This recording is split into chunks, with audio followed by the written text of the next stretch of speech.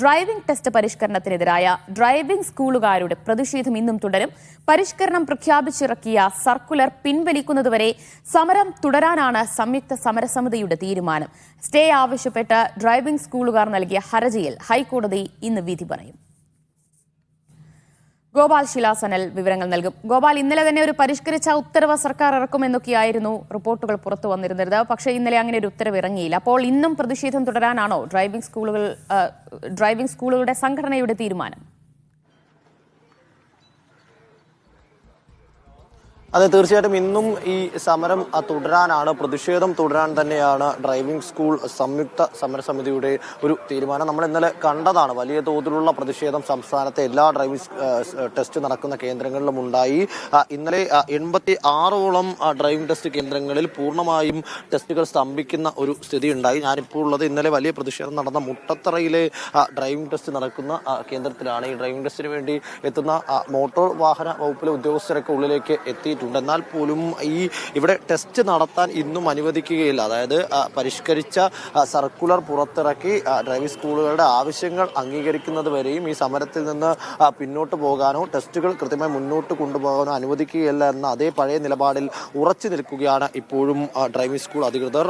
ഇപ്പോൾ നമ്മൾ ഇവിടെ കാണാൻ സാധിക്കും, എല്ലാ സംഘടനകളുടെയും കൊടികൾ ഇവിടേക്കുള്ള പ്രവേശന കവാടത്തിൽ സ്ഥാപിച്ചിട്ടുണ്ട്. വലിയ പോലീസിന്റെ ഒരു സുരക്ഷ തന്നെ ഇവിടെ ഒരുക്കിയിട്ടുണ്ട്. കാരണം ഇന്നലെ ചെറിയ തോതിലുള്ള അനിഷ്ട സംഭവങ്ങളെല്ലാം തന്നെ ഇവിടെ ഉണ്ടായിരുന്നു. അതുകൊണ്ട് തന്നെ ഇന്ന് അത് ഒഴിവാക്കുന്നതിന് വേണ്ടിയിട്ട് അത്തരത്തിലേക്കുള്ള ഒരു പോലീസ് സന്നാഹം ഇന്നും ഇവിടെ തുടരുന്നുണ്ട്.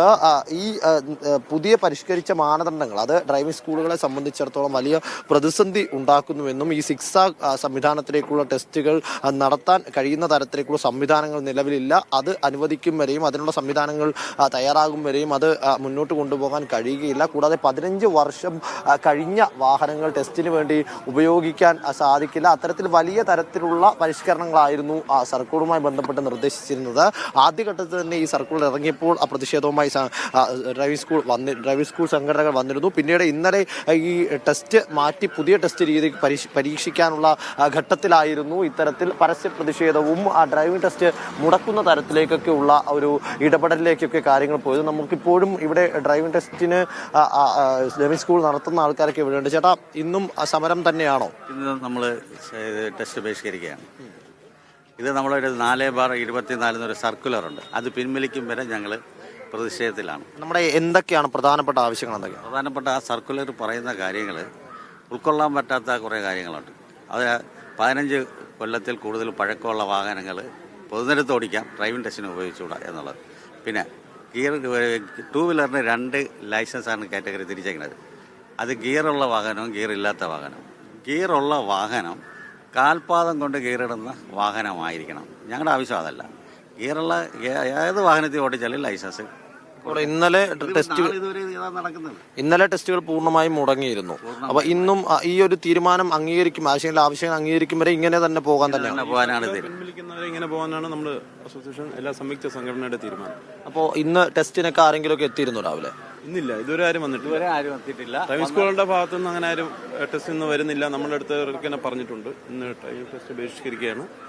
പുതിയ നിയമങ്ങൾ സർക്കുലർ പിൻവലിക്കുന്നവരെ അനുസരിച്ച് നമ്മുടെ ക്ലാസ് എല്ലാം നിർത്തിവെച്ചിരിക്കുകയാണ്. ഇതിൽ സ്റ്റേ ആവശ്യപ്പെട്ടുകൊണ്ട് ഹൈക്കോടതിയിൽ നൽകിയ ഹർജിയിൽ ഇന്ന് വിധി വരും. അതെന്താ പ്രതീക്ഷിക്കുന്നത്? നമുക്ക് അനുകൂലമായ വിധി ഉണ്ടാവുമെന്നാണ് നമ്മുടെ പ്രതീക്ഷ. അപ്പോൾ അത്തരത്തിൽ ഹൈക്കോടതിയിൽ ഒരു ഹർജിയിന്മേൽ ഇന്ന് വിധി വരാൻ കൂടിയുണ്ട്. ഡ്രൈവിംഗ് സ്കൂളുകളുടെ സംയുക്ത സമരസമിതിയാണ് ഇന്നും പ്രതിഷേധിക്കാൻ ഒരുങ്ങുന്നത്.